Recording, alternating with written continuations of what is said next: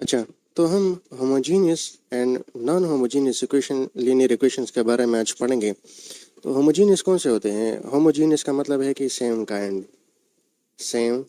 यानी ऐसे इक्वेशन जो एक ही किस्म के हों। क्या मतलब? तो अगर इस इक्वेशन को अगर हम देख लें, यानी if all the constants on the right side of the equation are क्या ज़ीरो, यानी इस इक्वेशन के, ये तो लीनियर इक्वेशन है ना, कि इसका वेरिएबल का पावर भी वन है, इसके वेरिएबल का पावर भी क्या है, वन है।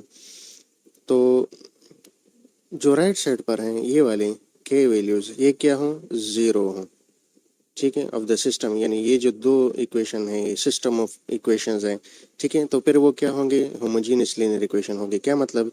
अगर मैं के को ज़ीरो कर दूं, के इज इक्वल टू ज़ीरो, ठीक है, तो ये क्या हो जाएगा, a1x plus b1y is equal to zero और a2x plus b2y is equal to zero, ठीक है। तो ये जो राइट साइड है ये सारा का सारा क्या हो गया, ज़ीरो हो गया। तो इस किस्म के जो इक्वेशन होते हैं उसको हम क्या कहते हैं, होमोजीनियस लीनियर इक्वेशन। अब अगर राइट साइड पर ज़ीरो ना हो, नॉट ज़ीरो, तो फिर क्या होगा, नॉन होमोजीनियस लीनियर इक्वेशन होगा। इसका क्या मतलब कि अगर यहाँ पर ज़ीरो के बजाय मैं कोई और वैल्यू लिख लूँ, लेट्स से टू, या नीचे जो है वो क्या होगा, थ्री होगा। अब इसका जो इक्वेशन है वो क्या आ रहा है, टू आ रहा है। ये जो बराबर है किसके बराबर है, कि थ्री के बराबर है। हालांकि इस पॉइंट पर यानी जो होमोजीनियस था उसमें हमारे पास ज़ीरो आ रहा था, लेकिन यहाँ पर क्या आ रहा है, एक जगह पर टू आ रहा है, दूसरी जगह पर थ्री आ रहा है, ठीक है। तो वो फिर क्या है, हमारे पास नॉन होमोजीनियस है, ठीक हो गया। अगर हम मोर देन टू इक्वेशन पर जाएं, मैंने सिस्टम ऑफ इक्वेशंस कहा, तो यहाँ पर तीन भी हो सकते हैं, चार भी हो सकते हैं, पांच भी हो सकते हैं, जो भी हो। तो इसको अगर हम मैट्रिक्स फॉर्म में लिख लें, इस वाले को, ठीक है, किस फॉर्म में लिख लें, इन मैट्रिक्स फॉर्म। तो मेरे पास मैट्रिक्स क्या आ गया, पहले हम कॉन्स्टेंट्स को लिखेंगे। कॉन्स्टेंट्स कौन से हैं, a1 है, b1 है और c1 है। मैट्रिक्स a2 है, b2 है और c2 है। इस तरह a3 b3 और फिर क्या है, c3, ठीक है। उसके बाद फिर हम क्या लिख लेते हैं, वेरिएबल कहते हैं। वेरिएबल कौन से हैं, ये एक्स वाले, एक्स वाई एंड जेड। तो एक्स वाई और जी, ठीक है। ये बराबर है किसके, ये जो कॉन्स्टेंट्स हैं, k1 k2 and k3, k1 k2 और k3, ठीक है। यहाँ पर ये जो मैट्रिक्स हैं, चलो मैं इसको अलग कलर से कर लेता हूँ, ये वाला, इसको मैं मैट्रिक्स ए कह लेता हूँ, इस वाले को मैं मैट्रिक्स बी कह लेता हूँ, और इज इक्वल टू इस वाले मैट्रिक्स को मैं क्या कह लेता हूँ, लेट्स से, चलो इस वाले को हम क्या कर लेते हैं, एक्स कर लेते हैं, एक्स, और इस वाले को हम क्या कर लेते हैं, बी कर लेते हैं, ठीक है। तो मेरे पास क्या होगा, A X is equal to B आ गया, ठीक है। तो ये जो पूरा मैट्रिक्स है, अगर इसको हम देख लें, अगर बी को हम क्या कर लें, ज़ीरो कर लें, तो मेरे पास में क्या बचेगा, A X is equal to zero. ये जो ऊपर वाले इक्वेशन है ये किसके लिए है, नॉन होमोजीनियस लीनियर इक्वेशन के लिए है। और ये वाला किसके लिए है, ये वाला है होमोजीनियस लीनियर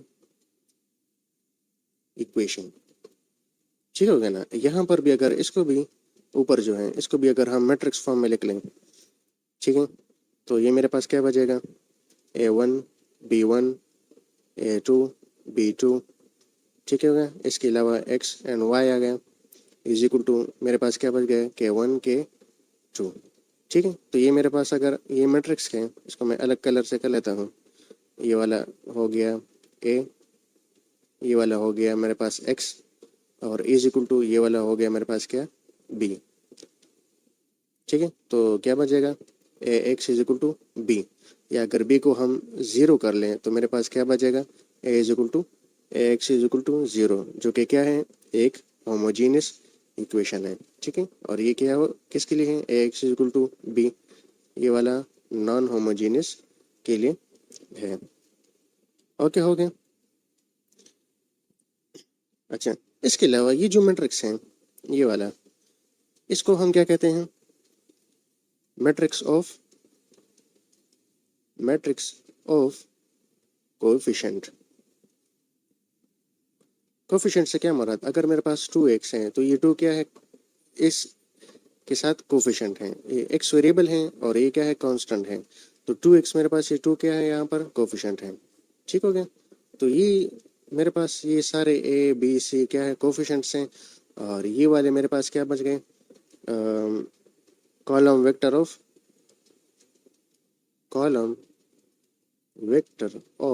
वेरिएबल्स। ठीक हो गया? ये सारे x y एंड z ये क्या है? वेरिएबल्स हैं।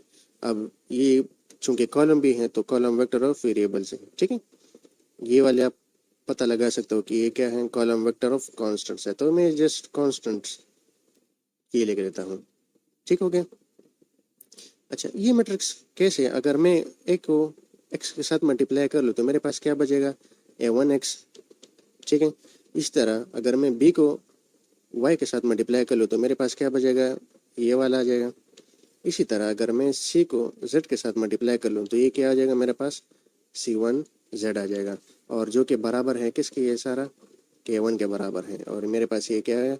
k1। तो हमने इस पूरे इक्वेशन को किस फॉर्म में लिख लिया? एक मैट्रिक्स फॉर्म में लिख लिया। ठीक हो गया? अच्छा, एक और कॉन्सेप्ट है ट्रिवियल और non trivial solution. Trivial solution, ठीक है, और नॉन ट्रिवियल। ट्रिवियल सॉल्यूशन क्या होते हैं कि जब हमारे पास कोई भी जो इक्वेशन है, यानी ये वाली इक्वेशन आप ले लें, ठीक, ये क्या हो? इसका वन सॉल्यूशन हो। If the equation has only one solution. Non homogeneous में अगर उसका सॉल्यूशन क्या हो? एक हो, तो फिर यानी एक्स की वैल्यू, वाई की वैल्यू और जेड की वैल्यू क्या हो? बराबर हो, एक ही हो, तो फिर हम क्या कहें कि कौन सा सॉल्यूशन है? This is trivial solution. और ट्रिवियल सॉल्यूशन कब होता है? जब हमारे पास जो डिटरमिनेंट हो वो क्या हो? बराबर ज़ीरो ना है। क्या मतलब? जब ए इनवर्स क्या करे? एग्जिस्ट करे। ठीक है? एग्जिस्ट करता है तो हमने ऊपर क्या पढ़ा कि ए एक्स इज इक्वल टू क्या है? बी के बराबर है। ठीक है? या मिसाल के तौर पर ए एक्स इज इक्वल टू अगर ज़ीरो के बराबर आ जाए तो फिर क्या होगा? जो एक्स होगा वो भी क्या होगा? X is equal to zero के बराबर होगा। ठीक है? लेकिन अगर वन सोल्यूशन ना आए, यानी नॉन ट्रिवियल सोल्यूशन हो, नॉन ट्रिवियल सोल्यूशन क्या होते हैं? जब हमारे पास infinitely many non zero solution हो।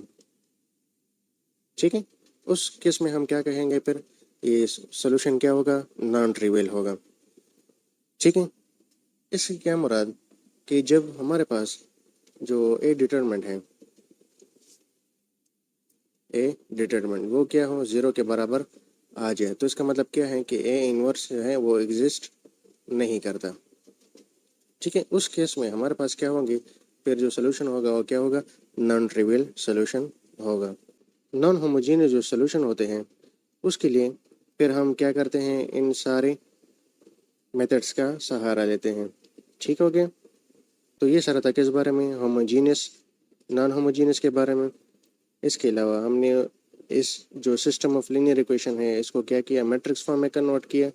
और फिर हमने पढ़ा trivial and non trivial solution के बारे में। ठीक हो गया? और इसके बाद हम गए कि भाई होमोजीनियस और non homogeneous solution, sorry, non homogeneous solution अगर हो तो उसको सॉल्व करने के लिए फिर हम किसका सहारा लेते हैं? इन सब का सहारा लेते हैं। Okay, thank you.